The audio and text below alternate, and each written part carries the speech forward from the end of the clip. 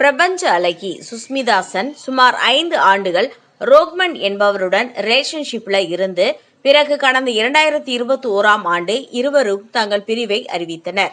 இந்த சூழல்ல கடந்த சில மாதங்களுக்கு முன்பு நிதி மோசடியில சிக்கி லண்டன்ல வசிச்சுட்டு வரும் 56 வயதான தொழிலதிபர் மற்றும் IPL முன்னாள் தலைவருமான லலித் மோடியுடன் சுஸ்மிதா சென் எடுத்துக்கொண்ட புகைப்படங்கள் சமூக வலைதளங்கள வைரல் ஆகிடுச்சு.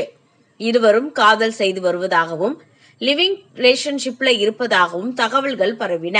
இந்த வதந்திகளுக்கு முற்றுப்புள்ளி வைக்கும் விதமாக சுஸ்மிதா சென் தனது 2 குழந்தைகளுடன் இருக்கும் புகைப்படத்தை இன்ஸ்டாவில் பகிர்ந்திருக்காங்க.